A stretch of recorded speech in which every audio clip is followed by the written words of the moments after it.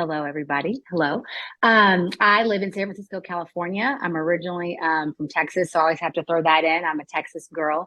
But let's see, I have two kids, Maya and Caleb. They are 8 and 5. And then I am married to my wonderful husband, Justin.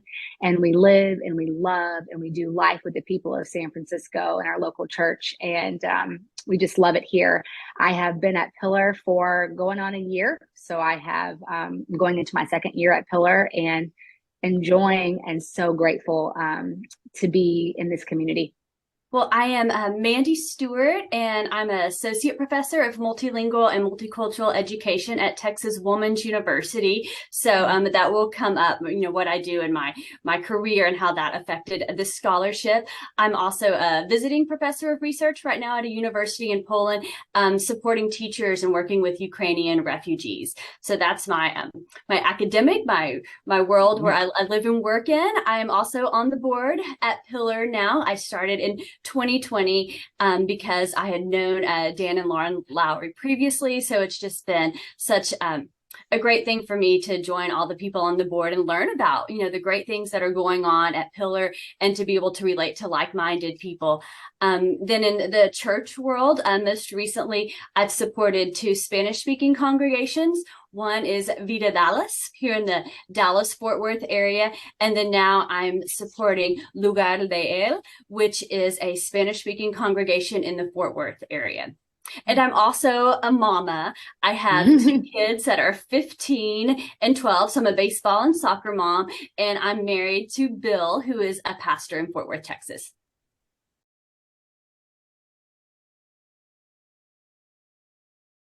It is hard to express and put into words what this scholarship means to me and what this scholarship will mean to women to come that are women of color. There is the blessing of the financial contribution that others have given for me to help me along at Pillar, but I am seeing the bigger picture, and I'm reminded of a quote by Marian Wright Edelman that says, "You can't be what you can't see." And the statistics are disheartening. They've gotten better, but the statistics are disheartening on the amount of women of color that go to seminary at all. But just women in ministry and women in higher education, specifically in seminary, the numbers are low when compared to our counterparts. And so for me, being awarded this scholarship is forward and future thinking. I hope that by being the first, that women will be encouraged to pursue a seminary education. Obviously, I would love for it to be at Pillar, but just at all, if God would lead them in that way, and that they would be able to say, "Hey, that's possible," because I see it happening. I see this other woman of color in seminary that is in ministry and has a family, and if you can see it, then you are more encouraged to believe that it can happen for you. So I'm honored. I'm thrilled to be the first, but I also do have this healthy heart and weight and excitement for what's to come for women and women of color that would want to attend seminary somewhere someday. You can't be what you can't see. And that's by Marian Wright Edelman. And it's just that when I heard that, it touched me in a different way, that quote, because it's very, very true. If you don't have examples of people in different jobs and different spaces, it is really hard to imagine yourself there if it's never been a possibility before. And for so many years, it was never a possibility for women to even go to school, right? We're talking about the 19th century when women were even allowed to go to school. And then you pull back that layer even more, and for people of color, men or women, to be able to go to school, and then higher education, and then seminary. I mean, there's so many layers to this. And unfortunately, people of color haven't got the opportunity to be even able to go to school and get an education, which I know we all believe here in this space that should be afforded to everyone. And so I am one small part, but significant part in doing what we're all here to do, right? Which is to redeem and restore this place that God has called each of us to. And so I'm encouraged by being the first recipient, but I know that there's still work for us to do to make this happen for other people. I think representation matters. Like that is so important. And I feel like in the church, we need to join the rest of the world, at least join my world that I live in, academia, and really fight for that. And it certainly matters that little girls of color, that they can see, Rachael, that is so important. It's important for all of us. I will be better when she is in leadership. My son, I'm raising a white son, and he will be better and live in a better world when we have all voices at the table, when everyone has access to leadership roles. So yeah, I just can't emphasize enough that representation does matter.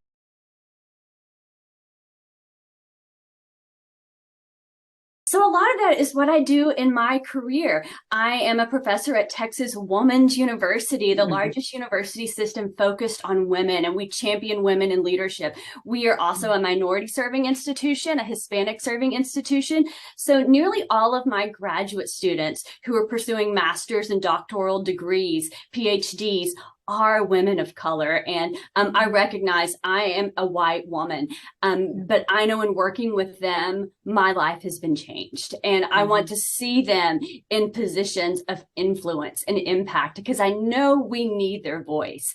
I need to hear their voice, but people more than me need to hear their voice. It needs to be out there. So in doing that in my university, a couple of years ago, we started a program called the Home Scholar Program that supports women in academia. And one of my doctoral students, who's an African-American woman, Felicia Anderson, she said I could share her story. She became part of this program.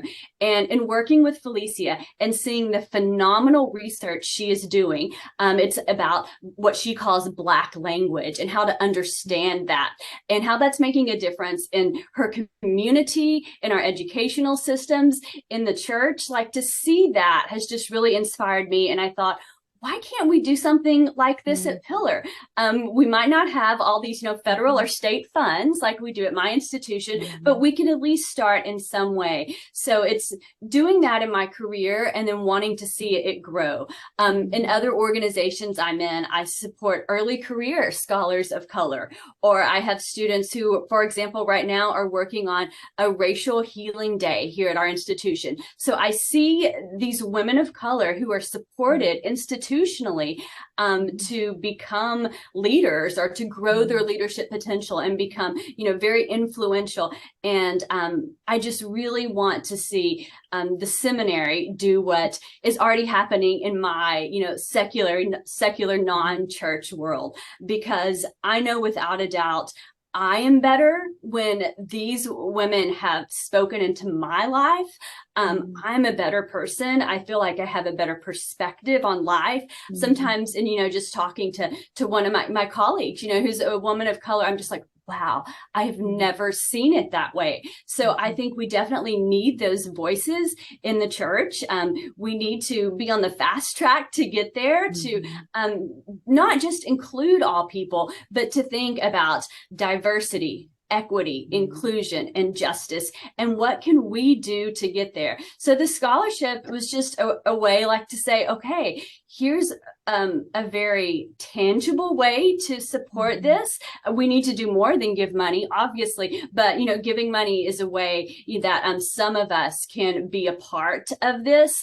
Maybe it's a first step, but it's at least something that we can do.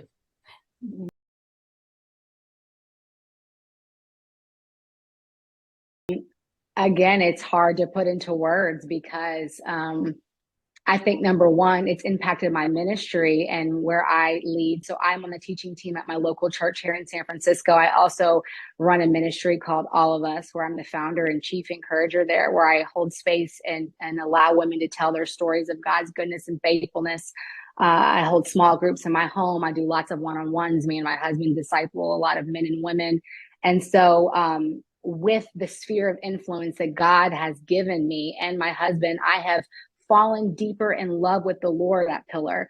And when that shaping and that formation is happening to me, it can't help but spill out. When I am falling deeper in love with the Lord, the way that I lead the people that are in my home or from the pulpit at my church or whatever I do, that's going to be experienced and seen, and that equipping that's taken place at Pillar to go deeper with the Lord and to see truly how much he loves all of us. It spills out into everything that I would do. So I would say that would be the first and foremost reason, is I've fallen in love with the Lord, and in turn it's spilled out. But two would just be practical things. Like I have very much been in a session where I've been teaching or leading, and the very thing that I've studied in the Old Testament that day with Dr. Booth comes up more than one occurrence where I've been able to really dive deep into scripture, understanding the context, understanding just more than I ever even dreamed or imagined as I was reading through the scriptures on my own. And that has allowed people to come close to me in a way like never before, because they know that I'm in the scriptures and that I'm helping them to understand. And through that curiosity and through that understanding, again, it can create an intimacy, right? An intimacy of really understanding, no, what does the Lord care about? What does the Lord think about me? And so I've been able to present the scriptures in that way because of the fresh way and understanding that I have learned through Pillar. So those would be the top two ways. Well, I'll just say the first two. And then the third way would be this. I feel very seen and very loved and very known by my colleagues and by my teachers at Pillar. And I was worried about that, to be honest, coming into a seminary situation when I have heard from friends that their experience at other places have not been the same. I didn't know how many women would be in my classes. I didn't know if we would just be from a certain part of this country. I didn't know if there were going to be other people of color like me. And so I was going in nervous, knowing that I had a call by God to go to seminary. And I did feel that Pillar was the right place for me. But my expectations have been exceeded.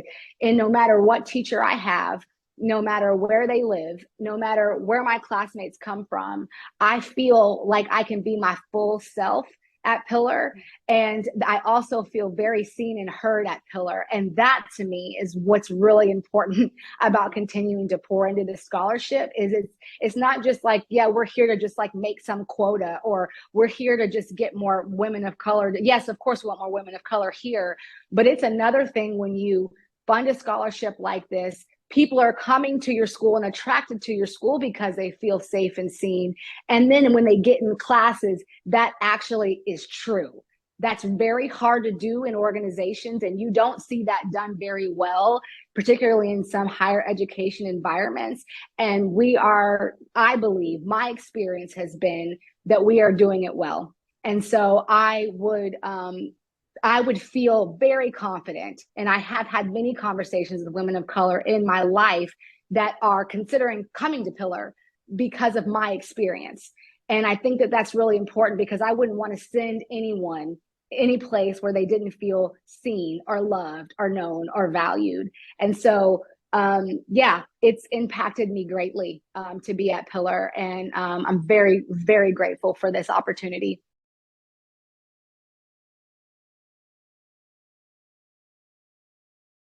As I mentioned before, I'm, highly influenced, in my career. This is my 10th year as a professor. And, before that, I was working on my PhD. I was involved in academia, going to conferences and everything. So I see this happening in my world. And I think, wow, we need to do this, in the church or in the seminary. And I'm highly influenced by two women I'll mention. Well, first, I'm highly influenced by the many women in my life who have, spoken to me.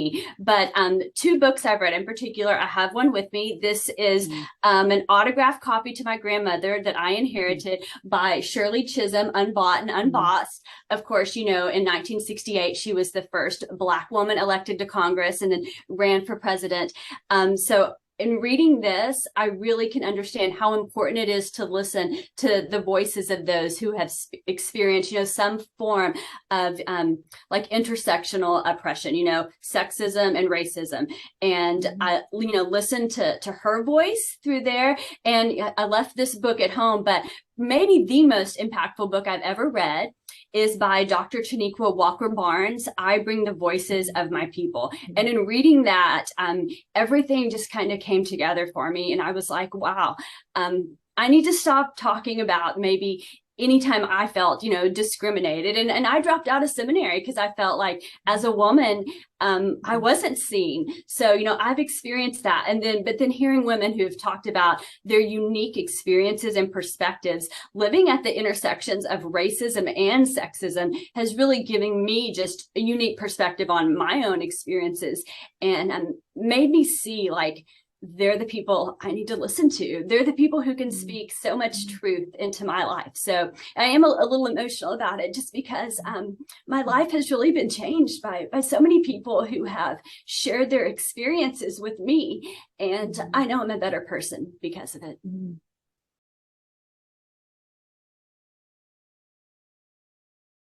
So I would say that when you give to this scholarship at Pillar for women of color, like I mentioned before, you are being a part of redeeming what has been broken. And I will say that from an education standpoint, we have come a long way, but we've got ways to go. And this Women of Color Scholarship is saying we've done some things wrong in the past and we need to redeem. We need to be a part. We're all a part of God's redemption story. And education is a huge piece of that.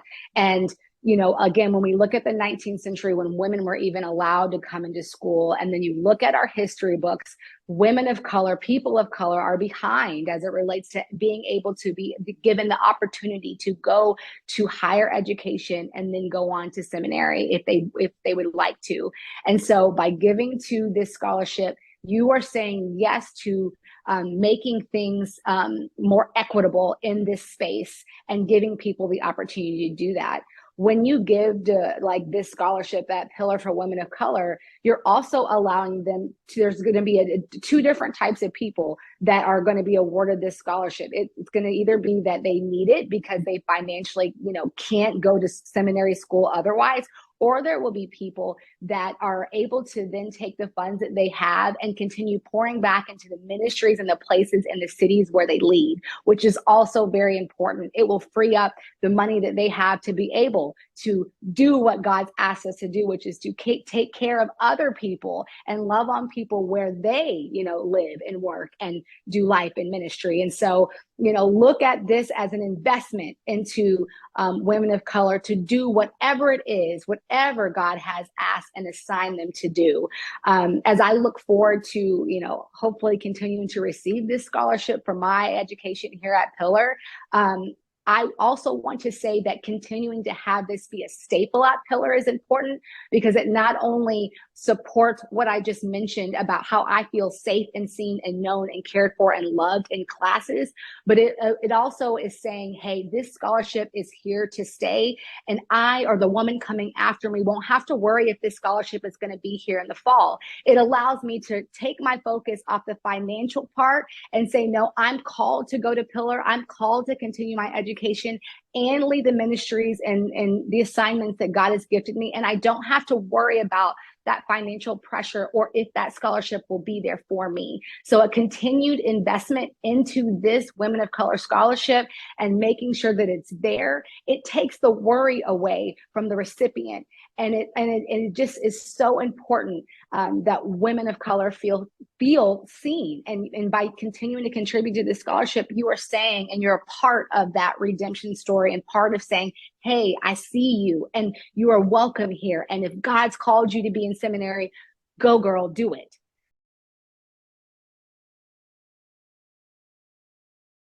That other people from, all genders and racial backgrounds, all cultures would see the importance of this, and that if someone, really doesn't get the importance of it, that they'll listen to people with lived experiences that are different from theirs, that they'll learn from others. And, even if it's too hard to be in community with a real life human being in relationship with them, that they'll at least read and try and understand people's experiences who are different from theirs, and just try and understand why we really need all voices at all leadership tables. I mean, if we want to find the most cures for cancer. We need to empower all people That's right. who could become those scientists to be there, not just one part of the population. You know, in my world at the university, if I want the most impactful professors out there, the most impactful researchers out there, I need to make sure all people have access to that, not just those who are poised to get there from histories of, you know, generational wealth, or from being, you know, the right gender in the right place at the right time, that all people have opportunities. So if that's true for, in my world, if it's true for finding a cure for cancer, I think it's true for the church as well. And if we want to really make a difference in our country, in our world, we need all voices at the table. We need to look around, you know, leadership, and see where are we off balance. And I really do believe with Shirley Chisholm and Dr. Tuniqua Walker-Barnes, there is just something very special of listening to people who have, you know, lived their lives at the intersections of racism and sexism, and they have unique perspectives, and we need those voices. And sometimes those are the voices that are the most marginalized. I get it, though, that some people think, you know, why this? So I would say, if, you know, you're that person, just try and learn as much as you can. Be in relationship with people who can speak truth to your life, and see where that goes. If I could add on just one more thing, and I'm tagging on to you, Mandy, but just a reminder to everyone that we are a part of the Imago Dei, which is we are made in the likeness and image of Christ. And so with that, you know, I know that God has gifted me and called me to be a teacher of his word, and we all have different giftings. And if God wanted if he wanted us to look the exact same way, don't we think that he would have done that? Why would he have created us so differently? Why would he have made us in different shades and different backgrounds with different lived experiences? And he did that on purpose. He's a God that is purposeful, and he doesn't make mistakes. And so if that's the case, then like you said, Mandy, to support what you said, that we need each other to do everything to see his kingdom come on earth as it is in heaven, means that the entire Imago Dei is pulled up to the table and working together and creating together and being a part of the redemption story. It's that simple. And so this is a way that we can do that together. Having this scholarship at Pillar, you know, continuing education for those that are women of color that feel called, like me, to teach and preach and write and do whatever he's assigned us to do, with a seminary education, a theological education to back us and to help us create, you know, more wisdom and learning, then we should all want to be a part of that. That is exciting. And I know that this is something that would please the Lord if we continue to pour into each other and work together to do this.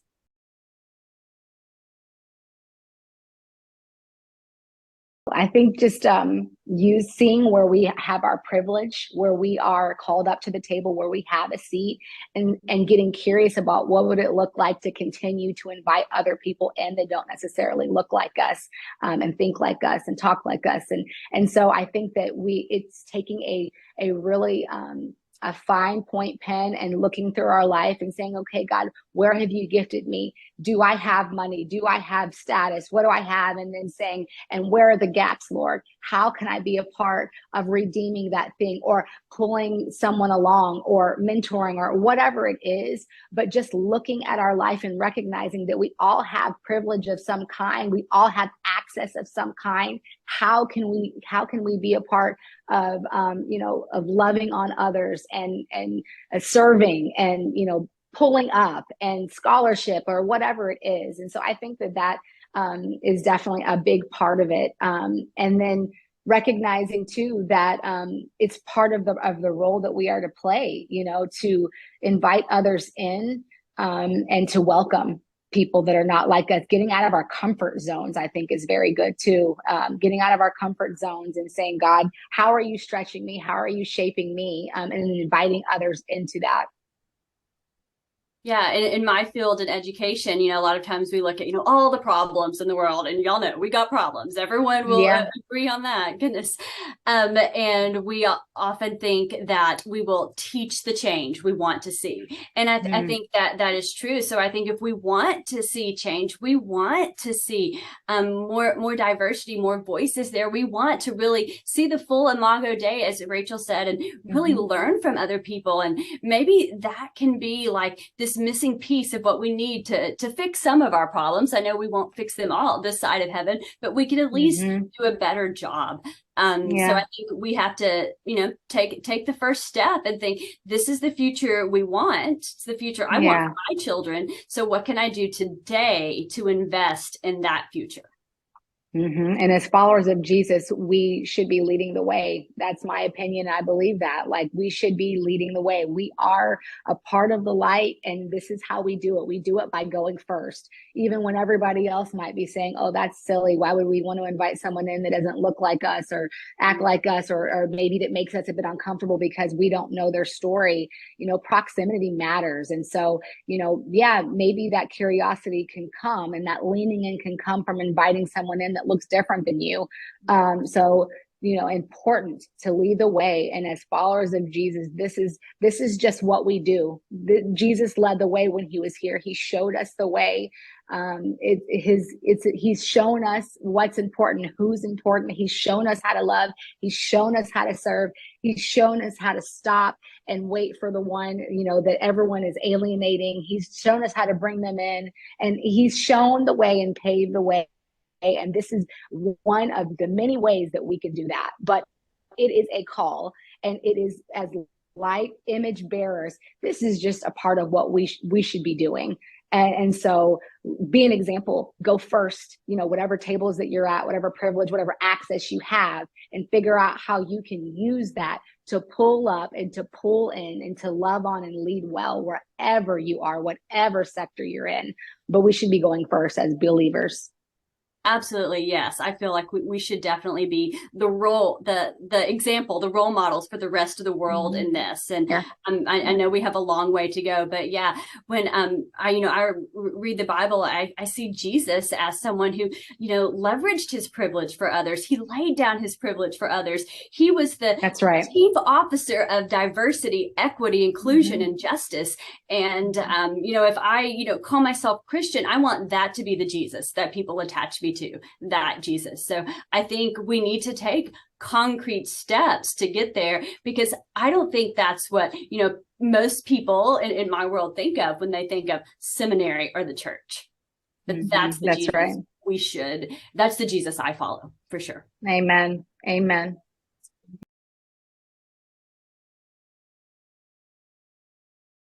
I just want to encourage people, be in relationship with others. I think with people who are different than you. And I think that might be a way just to start change your heart to see things differently. But be in relationship with other people who can be used to change you. And mine would just be, I just want to say thank you to some specific groups. So I want to say thank you to the Pillar Board. I want to say thank you to those that have given towards the Women of Color Scholarship. And I also want to say thank you to the professors and the students at Pillar that I am in class with and look forward to seeing again come January 31st. And just for seeing me and loving me and allowing me to continue to do, to co-labor, whether it's across state lines or in person or on Zoom. I'm grateful for that privilege, and I'm excited for what's to come. And I just want to say thank you so much.